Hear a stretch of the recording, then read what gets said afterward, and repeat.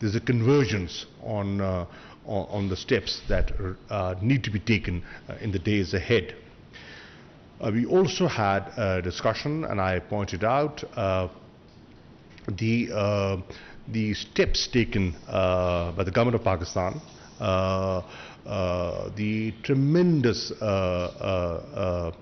progress made by Pakistan on the issue of FATF. Pakistan is very keen to get out of the grey list, and we have taken steps, legislative steps, administrative steps, and concrete steps that are being today recognized by the world. I have urged the Foreign Secretary to be supportive to Pakistan on the steps that we have taken on that score. Red list obviously is an issue that has been discussed in Pakistan. I did touch on that subject, on how people feel about it and what needs to be done to get Pakistan off the red list into the amber list. And I'm happy that there is a meeting at the technical level that has been arranged on Monday. Dr. Faisal Sultan will be representing Pakistan and putting forward Pakistan's point of view. And I've also suggested a number of steps that can be taken, that make both sides comfortable on how to deal and how to overcome this challenge, and how to get Pakistan into the amber list.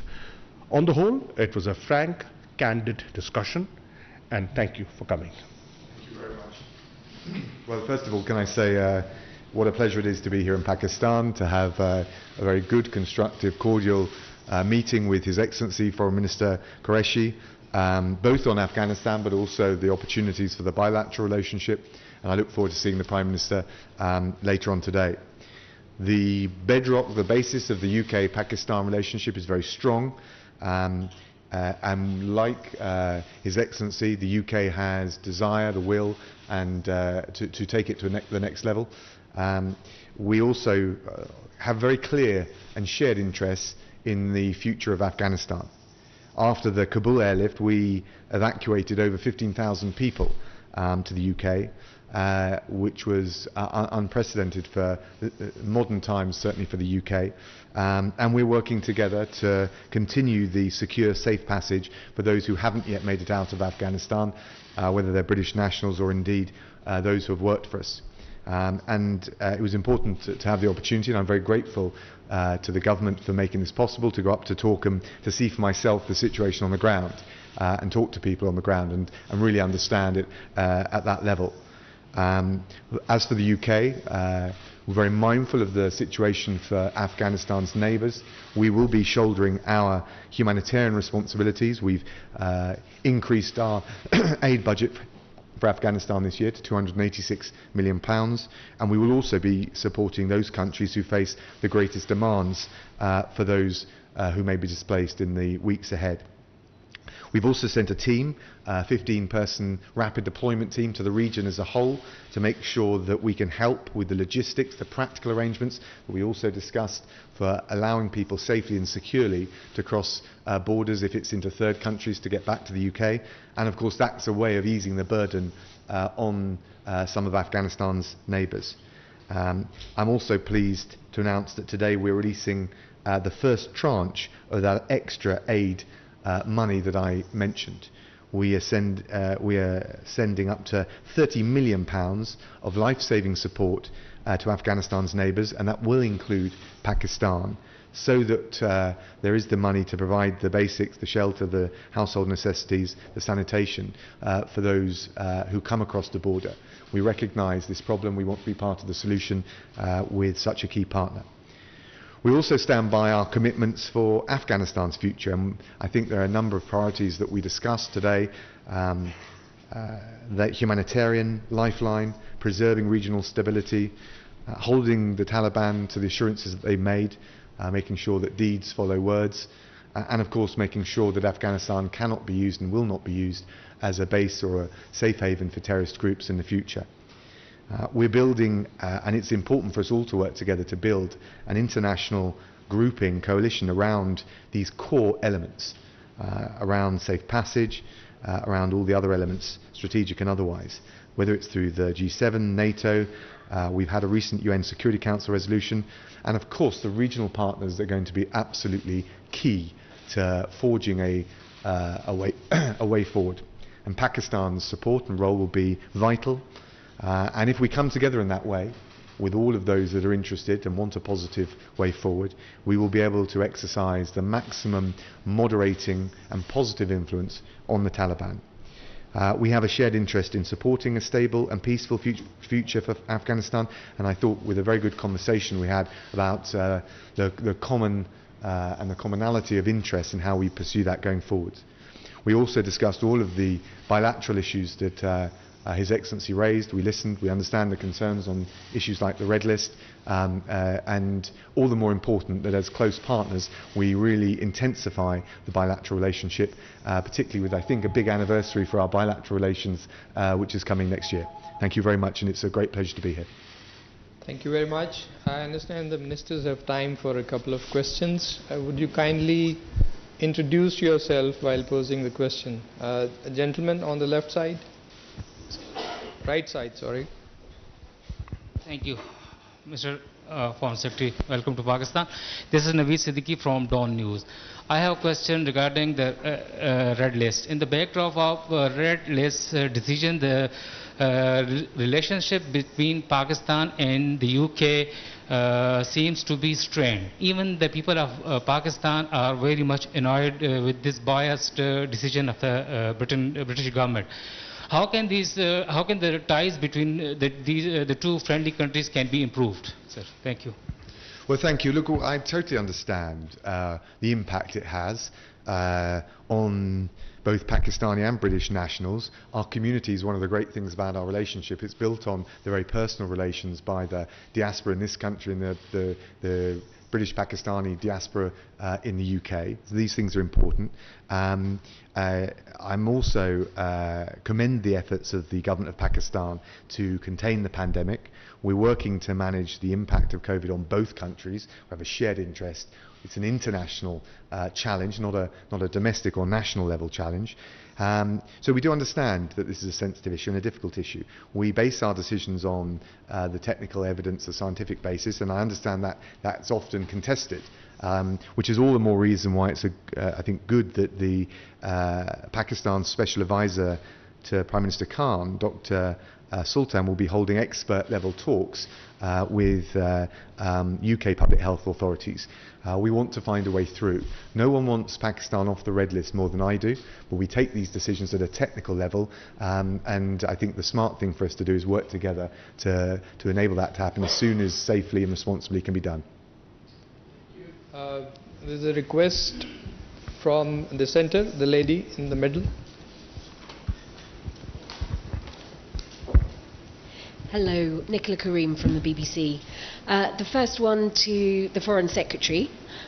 We've seen the Taliban issue a statement today following the meeting with Simon Gass in Qatar. Can you tell us if anything substantial came out of that meeting? And secondly, the £286 million in aid, who will that be handed to? And to Mr. Qureshi, hello sir.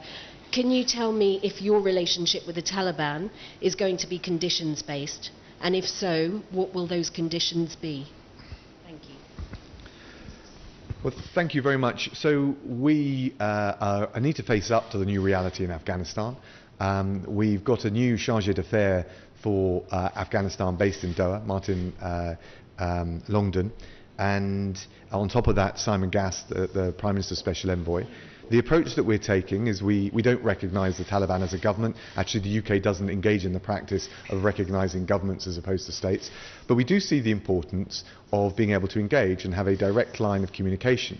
And the reason being is clearly there are a whole range of issues that need to be discussed.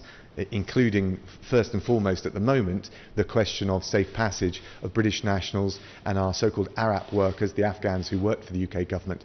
We need to be able to convey direct messages on these things. There are particular cases outstanding which I won't go into because of the sensitivity, but we need to be able to have that dialogue. And I would say more generally, the Taliban has made a series of undertakings, and some of them are positive at the level of words, but we need to test them and see that they translate into deeds. Can't do that unless we have at least some channel of dialogue.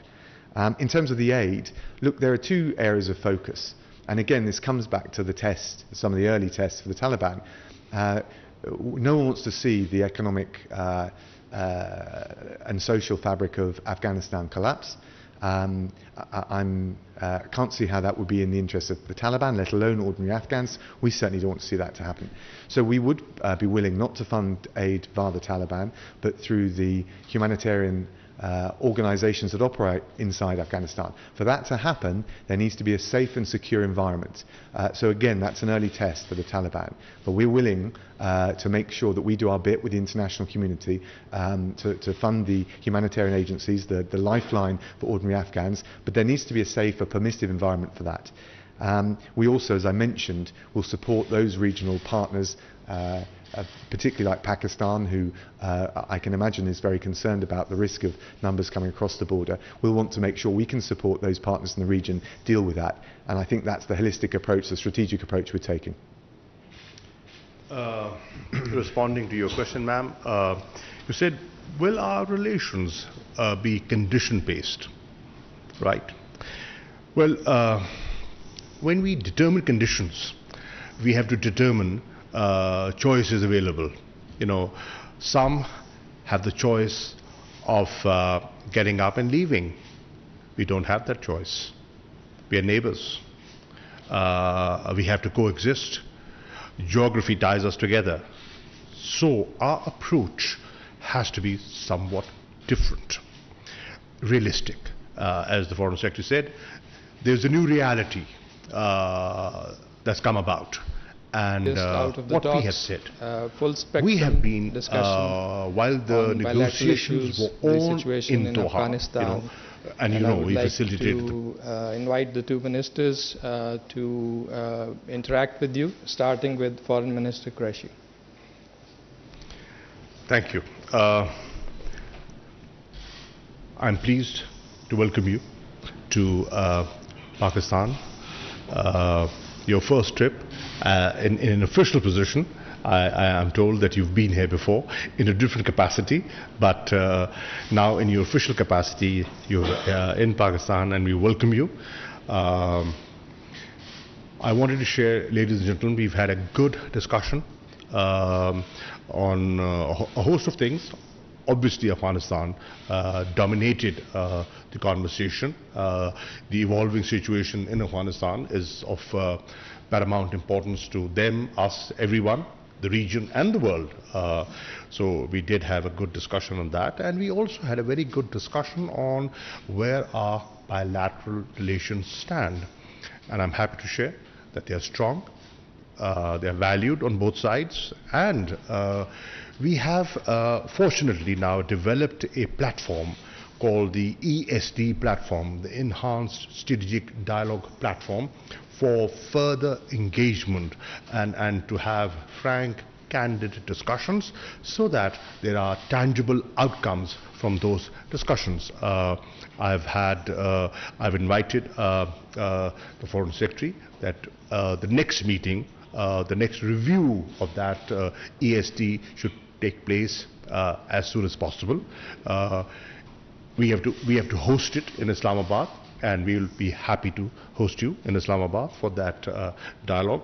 And the idea is that through this dialogue, we upgrade our relationship to a different level, to a higher level. That is my desire. On Afghanistan, I shared my assessment with the Foreign Secretary of the evolving situation. Things are evolving. They're nothing certain yet, but they're evolving. And we are both hoping that they evolve in the right direction, the direction of peace and stability. You want that, I want that, the region wants that, the world wants that. And so we are in this partnership for peace. I also shared what, in our view, should be the way forward. And I am happy to share that there's a convergence on the steps that need to be taken in the days ahead. We also had a discussion, and I pointed out the steps taken by the government of Pakistan, the tremendous progress made by Pakistan on the issue of FATF. Pakistan is very keen to get out of the grey list, and we have taken steps, legislative steps, administrative steps, and concrete steps that are being today recognized by the world. I have urged the Foreign Secretary to be supportive to Pakistan on the steps that we have taken on that score. Red list obviously is an issue that has been discussed in Pakistan. I did touch on that subject, on how people feel about it and what needs to be done to get Pakistan off the red list into the amber list. And I'm happy that there is a meeting at the technical level that has been arranged on Monday.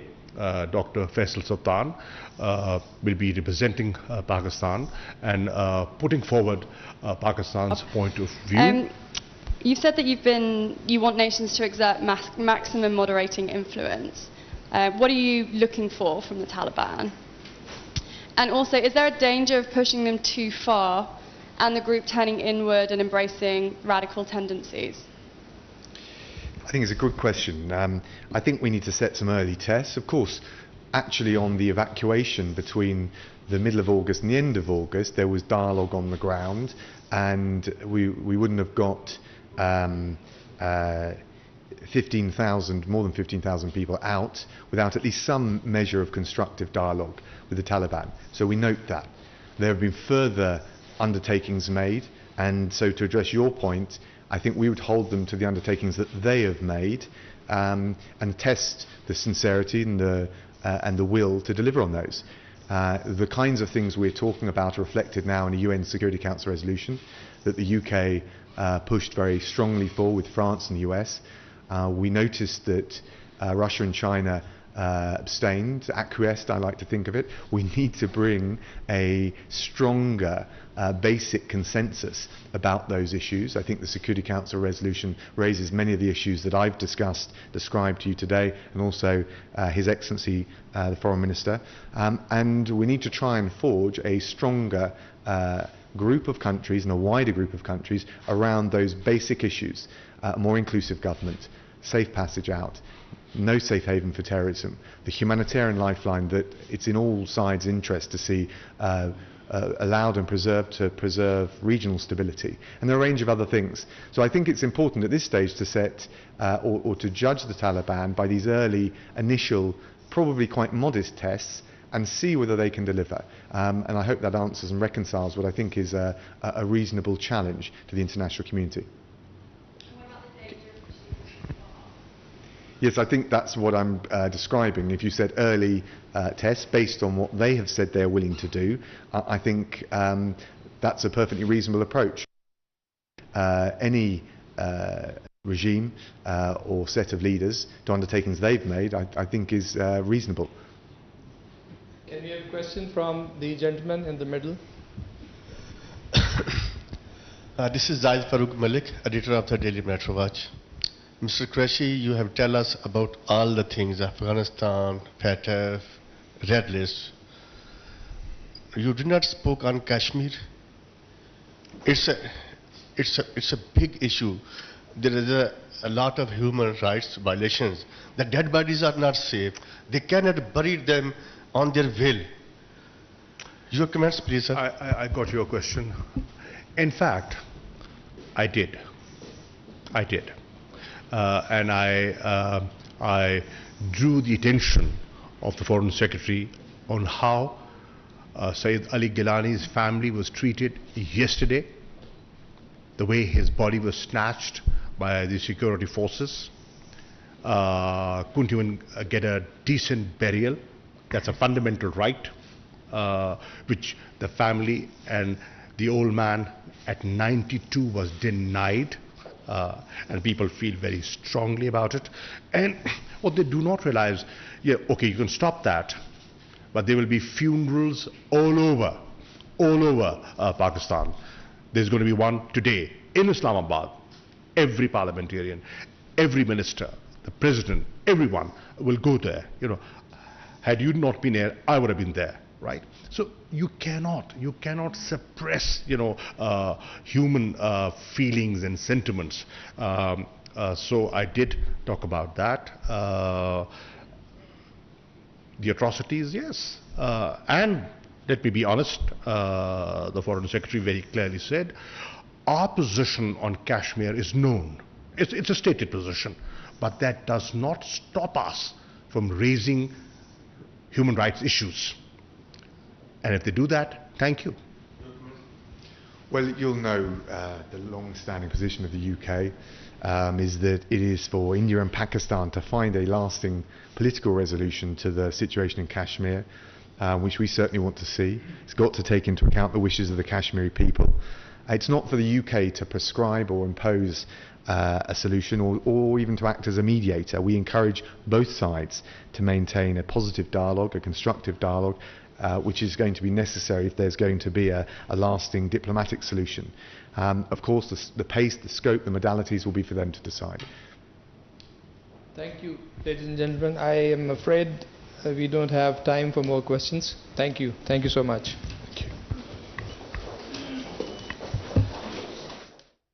वज़ीर ख़ारिजा शाह महमूद कुरैशी और बरतानवी हमनसब Dominic रैब मुश्तरका full spectrum discussion on bilateral issues, the situation in Afghanistan, and I would like to invite the two ministers to interact with you, starting with Foreign Minister Qureshi. Thank you. I'm pleased to welcome you to Pakistan. Your first trip in an official position. I am told that you've been here before in a different capacity, but now in your official capacity, you're in Pakistan, and we welcome you. I wanted to share, ladies and gentlemen, we've had a good discussion on a host of things. Obviously, Afghanistan dominated the conversation. The evolving situation in Afghanistan is of paramount importance to them, us, everyone, the region and the world. So we did have a good discussion on that, and we also had a very good discussion on where our bilateral relations stand.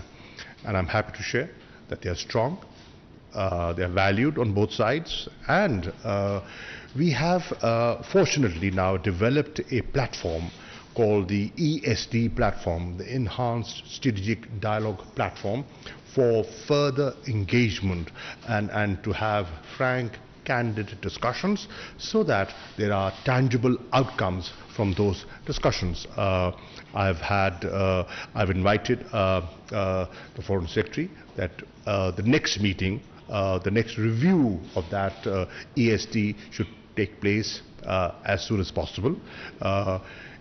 We have to host it in Islamabad, and we will be happy to host you in Islamabad for that dialogue. And the idea is that through this dialogue, we upgrade our relationship to a different level, to a higher level. That is my desire. On Afghanistan, I shared my assessment with the Foreign Secretary of the evolving situation. Things are evolving. They're nothing certain yet, but they're evolving. And we are both hoping that they evolve in the right direction, the direction of peace and stability.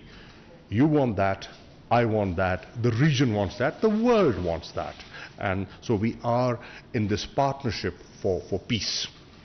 I also shared what, in our view, should be the way forward.